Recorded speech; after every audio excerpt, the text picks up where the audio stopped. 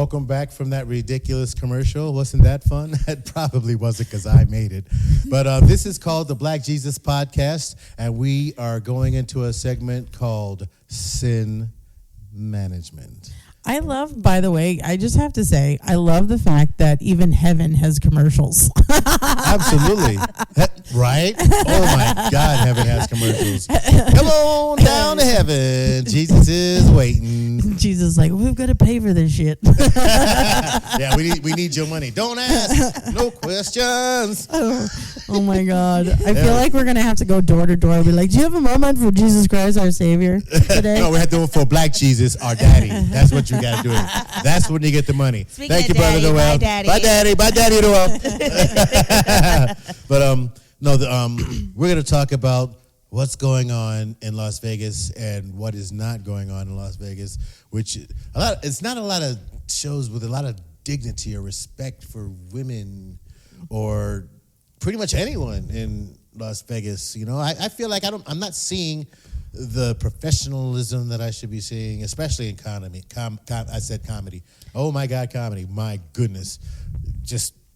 It's just blah. That's why I'm producing my own shows here at SPCKRFT Studios once a month. But wow, I'm so tired of the open mics here, Mistress K. Yeah, I have to break it down because as much as I love comedy and the people that are in it, there's not a real good sense of community here.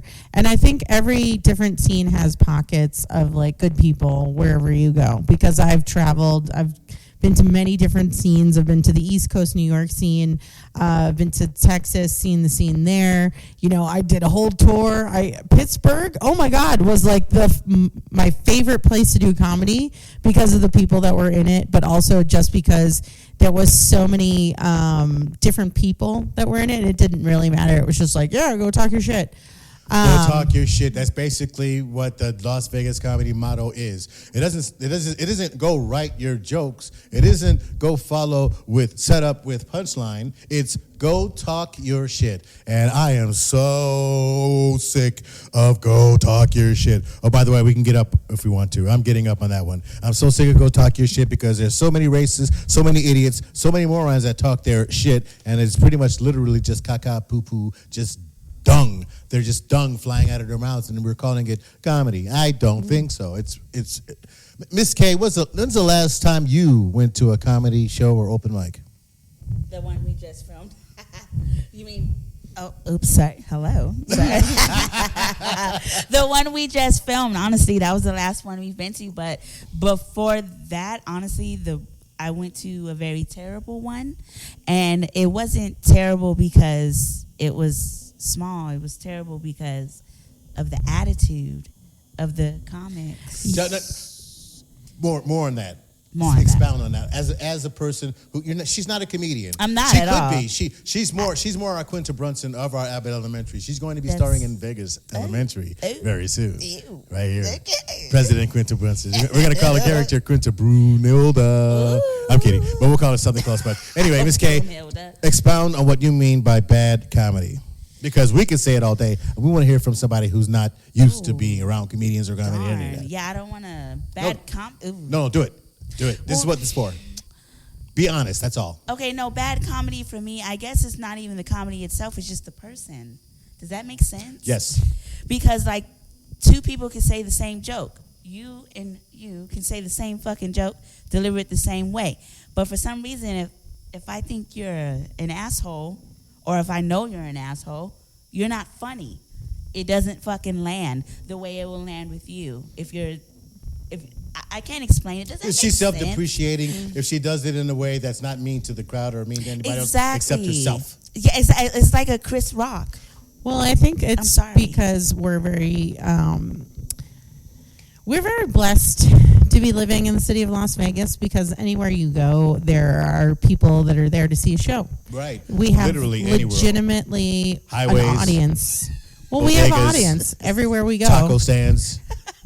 The audience everywhere. Green door. For the most part, we do. We have an audience wherever we go, and it's designed that especially way. Especially you have an audience everywhere you go because you bring them. Okay. You sure bring the audience. And they turn into my stalkers. But that's a different story. No, I think what it is right now where we're living, because we live in a place that is so heavily devised on tourism, that the good shows that you want to be in that are professionally run and pay, right, they're all on a strip or in a bar or in a facility where there are patrons there that are avid goers to these particular shows. But you see the same people get booked over and over again. And I know as a comedian, like, it takes a lot to write a new set. It takes a lot of work to get like a new 10-minute bit where it's perfected and it will hit no matter what audience that you're in. And yes, you're playing to different audiences. So sometimes you might fluctuate a joke because, I'm not going to tell a heavily racist joke, about black people in front of a black crowd, or maybe I will, but then I'll double down on it, right? So it's all about knowing your audience.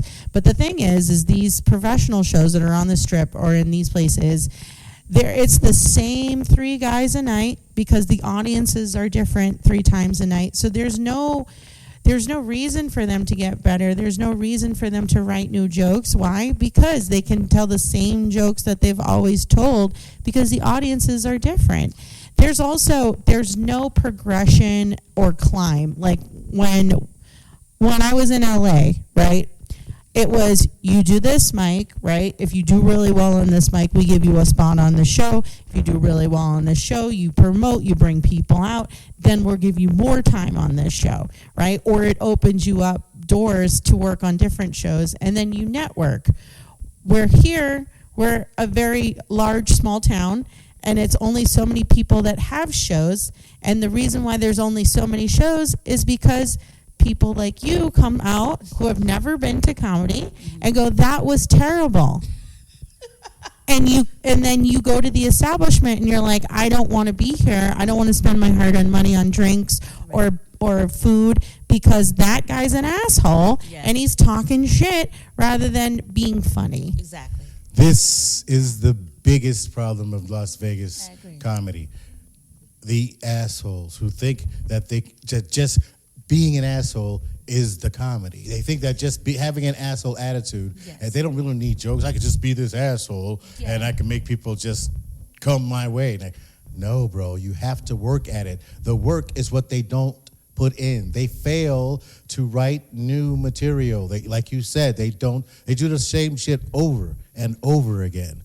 I have been guilty of that because I know that if I do it, I've performed in Illinois, I performed in Alaska, performed in Tennessee, and I know that if I perform somewhere else that there's a different crowd and I'm going to do those jokes that they'll be different to them. I'm like a rerun. It's new to you, fucker, so have fun with that.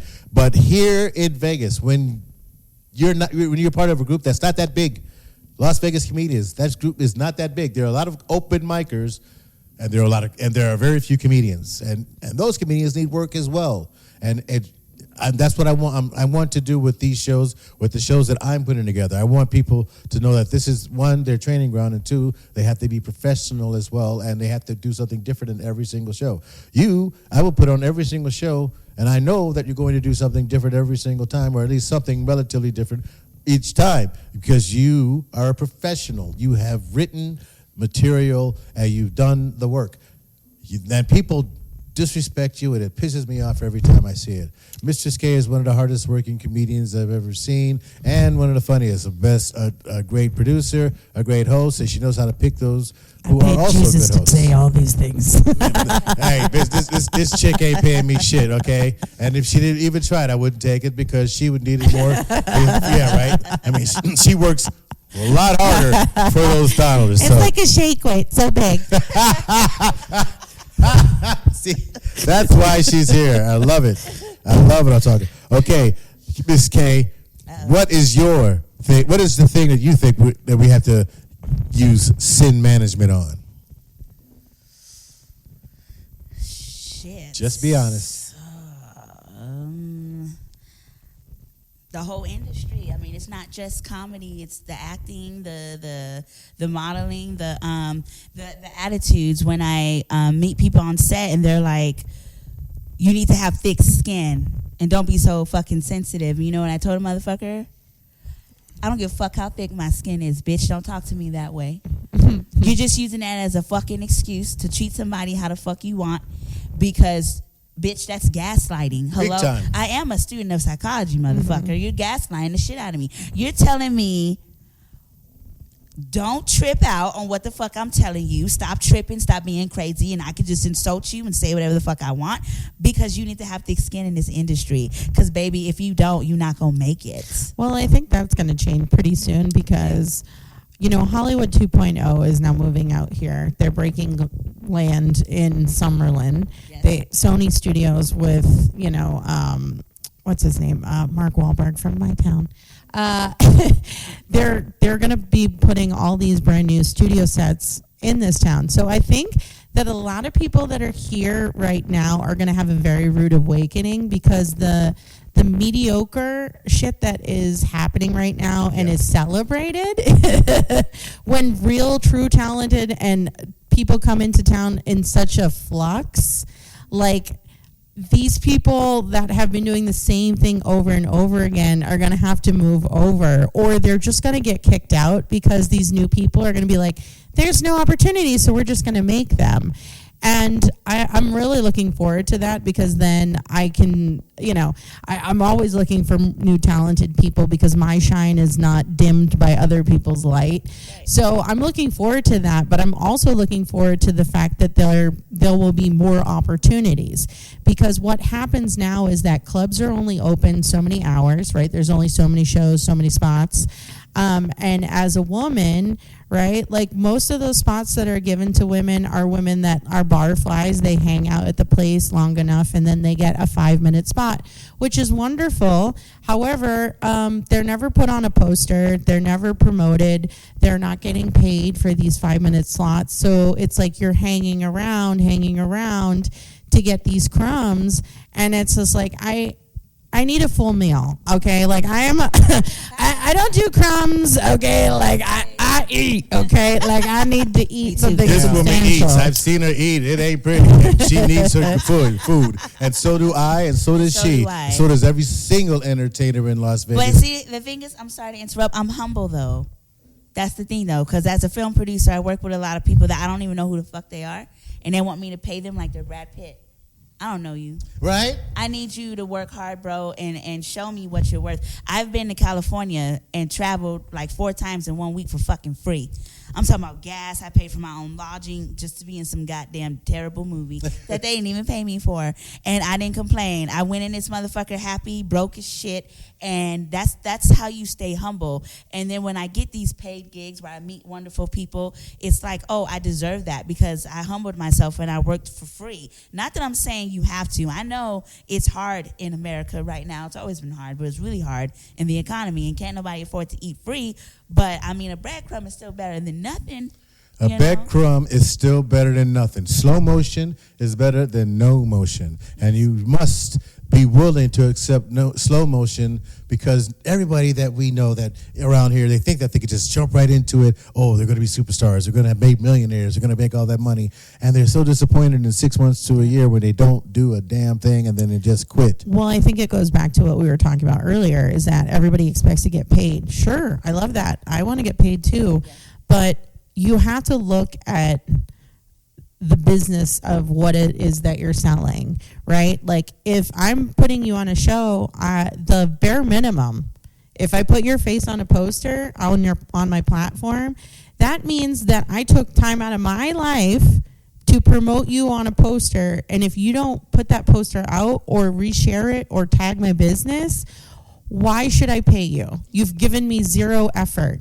And then you show up and you do your thing, which, again, I'm not discrediting anybody from doing that, but it's like, at the end of the day, it's like, if you just come and you get on stage and you do your time and then you get off, you shouldn't expect to get paid unless you're bringing people. Like, I need to know, how many people are you bringing out to my venue? Are those people buying drinks? Are those people buying food, right? Are you bringing value to the establishment that has a show?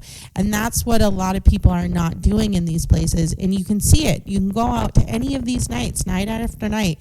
these comics, they put out a flyer like the day of the show. They put it on just their social media. They don't post it, or they don't private message someone. Like, I would never. How dare you? You know? I'm Burt Reynolds. I don't have to be private But messaging like, anybody. not without saying names, but like I recently headlined for this show a few weeks back, and I was given a flyer the day of the show, and I was given a flyer that not only had a whole bunch of grammatical errors. God, I hate And they spelled my feature's name wrong. Wow. And I was like, in good conscience, I cannot put this flyer out on behest of you and your brand because it is spelled wrong. It's a terrible flyer. But also, it would reflect on me because people would be look like, at me and go, "Are you stupid? Do you not see these?" People would think that I grew up in Las Vegas, 47th in the country. Like, no, seriously, you can't spell food, Mistress? No, please come to my show. I can't spell food or directions. Anything that's over 4 letters is escapes me. Mongo no spell. Bad Mongo. I only got 3 college degrees, but God, can I proofread? Nope, can't do it. Can't do it. But these are little things that I think, again, talking about breadcrumbing, it's like these are those little things that when you put on a show, it doesn't matter if it's on the Las Vegas Strip or if it's in a cute little place like this studio. It's like you want to put on the best performers, and there's a lot of other drama that goes behind people who book people. Like, people book their friends because it's easier rather than putting the show first. Right. And that's the thing that's kind of bothersome, because it's like you have the same 12 bozos that keep getting booked for all these shows, and I'm like, you're not writing any new material. Like it's just a circle jerk at this point. You're not writing any new material. And then people like, why would I keep coming out to this show? I've already seen you perform. I know your material. Like, there are several people in this scene that, like, when I've seen them, I'm like, let's see if they have a new joke. And I'm like, nope. It's the same tired time. Same shit. And again, like, that's great if you're in an audience that's never seen you before, but we don't have a very large audience here in the local scene, so it's just like we're seeing you over and over again. Especially the comics. The comics seeing you over and over again, and we got the same shit. You are not entertaining anyone, and you need to entertain comics as well. Because why would they talk about you if you don't give them a reason to talk about you other than you suck? Yeah, like, does that make sense? Like, if you wanna try out new jokes, like, you go to an open mic. You don't try it on a brand new show. You know what I mean? Like, you work your stuff out, but then you do the work to make sure that joke kills at an open mic, so then you can do it at a show. Yes. And then, like, I don't know. I think a lot of people nowadays, there are a lot of people, and I will say men, because it's 98% men that I come across in these places. Say the men. Say it. We suck. We suck. Well, no, it's not that they suck. It's that they come out, and rather than talk about jokes or like premises of any kind, what they're doing is they're using stage time as a therapy session because no one listens to them. They think they're Dale Hughley. They start talking about people in the audience. They start talking about their family members, and they're not really joking about, yeah, this guy's a piece of shit. Hey, those guys is a piece of shit. My mom, what a piece of shit. Hey, you know about this piece of, like, that's, they think the piece of shit is the joke. And then you annihilate the people that are there for the show. Like, there are certain places here, they come, like, these same people, they're like, we love coming to this club every week because there's comedy here. There are those people here in town. And then, you talk crap about the regulars, and then the regulars like, I've had enough. And then the bar loses the regulars, right? So then the bar goes, what's the common denominator? We're going to get rid of this comedy show. And then we lose spaces because of that. And we lose spaces like that because a lot of these producers that are producing shows, they don't really know too much. They don't care, right? They're just there to get their time and their shine. And they don't set this clear expectation to people that says, hey, this is what I expect of you in my venue. Don't talk this, don't talk that. Like, no one would ever come and do like female degrading jokes at my show. Right. Ever. Right. And I see these people out in the wild, and they do them at these male-dominated rooms. Yeah. And I'm just like, I'm so glad that you are at least smart enough not to do that joke in front of me. Because if you were, that would be the last time you'd be on my show. I would also get in your ass, and I would literally silence your mic. Like That's some good sin management right there. Not just the Yes, comics, it but is. the entire damn industry. Yes. They are all accountable and need to be changed. Yes. My sin management, there is one thing that I just can't stand, and every time I see them, it bothers the hell out of me. Yes, I'm talking about mimes. Mimes are just the worst fucking thing on the planet. Oh my Do you God. mean to tell me moving in silence is talent? Because if that's the case, every baby born in a freaking world is a mime, and it can start a show with just paint the faces white and put some white gloves on them, and boo, they're mimes. Fuck you, mimes. You're useless. You really Listen. should think about removing yourself from the face of the earth. I hate mimes. I hate you. I love mimes. I was just I about to get it. say, I mean, that's how I prefer men to be. Silent and just expressive, but still silent. What do you mean? Oh no, I prefer them with a gag ball, but that's just my Oh, preference. Well, you know Ball. what? That's fine, but you know what? Men should be silent, but mimes should be non-existent. Mimes, there are people getting paid just to go. That's not talent. I'm sorry. No. The last Ooh, blow! I'm in the wind. I'm in the wind. Oh, look at me in the wind. In the wind. $100, please. Kiss my ass. I hate mimes. I saw a really good mime act. There is no such thing as a really good mime. Yes. Every single mime should be put to the guillotine. And let's see them in space. We wouldn't hear them scream because they're mimes. Listen, mimes' lives matter, okay?